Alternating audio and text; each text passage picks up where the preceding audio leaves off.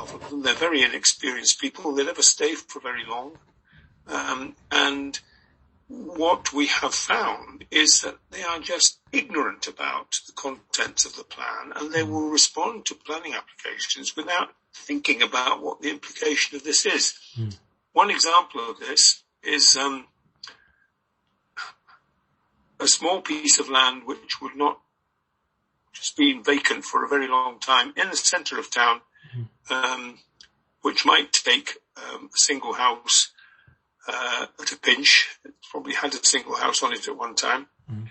And somebody's bought it and has been trying to get planning permission to put... I'm sorry, 1 second. Call from Nikki Land. Just a moment. Yeah. Call from Nikki Land. Alina? It's Nikki.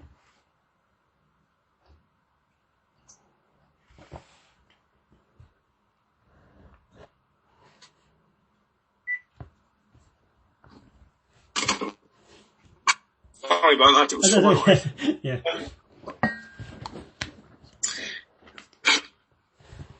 The owners keep on putting these planning applications in for a ridiculous amount of development on a small piece of land, and then when it gets turned down, they apply again or make a bid to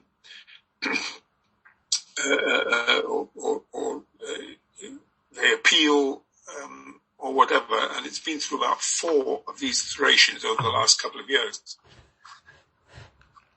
And the problem is that we put very deliberately into the plan that there are quite a few little bits of land here and there, particularly in the centre of town, brownfield sites, which we'd like to see developed. We don't have a problem with them being developed, but they must be developed in a way which takes account of their effect on the existing population immediately around them. Now, this particular piece of land is a good example of that, because the people living immediately round have got major problems with the dreadful state that bit of land is in, but they don't want a huge number of houses on. The car parking in that area of the town is already a huge problem, etc., etc. No attempt has been made whatsoever by the developer to take account of that very important line in the neighbourhood plan, which says this about small brownfield sites. And the Milton Keynes planners probably they probably never read the neighbourhood plan because they haven't got time to read it, and they certainly haven't noticed that particular line in it, even when we refer to it in our objections to a particular development. That's just one example of the fact that it's not treated seriously. Another example, which is current at the moment, is that one of our bigger developments from some years ago produced £500,000 or so as S106 money for development of secondary education. Perfectly reasonable, big development. Not going to build a new secondary school, but you've got to put some money into the S106 plan. The money is there. Milton Keynes Council now won't let us spend it on our Milton Keynes, on our Newport Pagnell Secondary School, because they reckon that they should, the education planners for the whole of Milton Keynes should do what they like with the money that comes in. Well, we know, you know as well as I do, that S106 money is for the consequences of that development. It's infrastructure for the consequences of that development, not the development of, an entire city of 300,000 people. But so we don't feel that Milton Keynes Council, first of all, are sufficiently aware of the meaning of the various components of the neighbourhood plan and so forth. So that's one reason why we're disappointed. The other is that, of course, government don't either, because government started off by saying neighbourhood plan's hugely important. Make your neighbourhood plan, then it'll all happen the way you want. And then they tell you, 2 years now, or 3 years is the life of a neighbourhood plan, and you have to do it again. or if your major authority is doing a local plan, then it supersedes the neighbourhood plan, and this is not how we envisage neighbourhood plans. So that's disappointing. That's not to say that it always produces a bad result. Of course it doesn't. Sometimes they do take notice of the neighbourhood plan. Sometimes the neighbourhood plan is helpful. So far, they haven't tried to get anything built on these other 2 pieces of land that we want to keep free. But it'll happen sooner or later, and they'll be disregarding the neighbourhood plan again. And if they don't, it'll be the government telling us we've got to revise the neighbourhood plan and find another 1,000 houses. So I thought the Newport Pagnell neighbourhood plan is renewed currently in 2020. So I think your neighbourhood plan is very useful to achieve your goals or objectives in your area. So far, yes.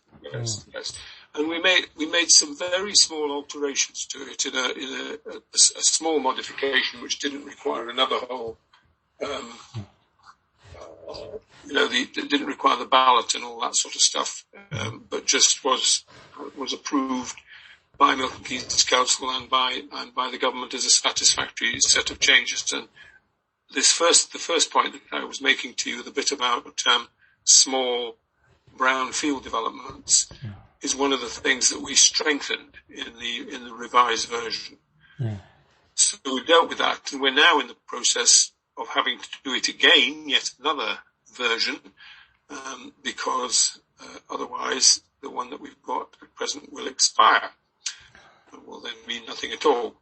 So we're focusing this new one that we're working on at the moment very much on the high street and the business area of town and how that can be improved rather than on further housing development. So we've got to think of some good reasons why we're not doing any more housing development. So I saw your 2 both neighbourhood plans. So for example, the policy neighbourhood plan for previously it was the window site to the change to the design guidance. So I saw your some policies changed to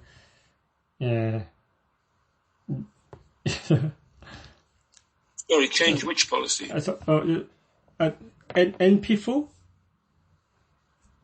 Yes. You have to tell me what that is. I can't remember the number.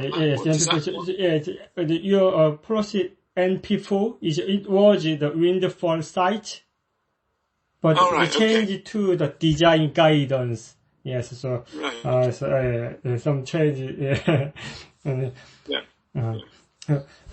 Can I have one more question? Are there any issues regarding interpretation of the policies of the plan between the developers or planning officers? So sometimes I don't think.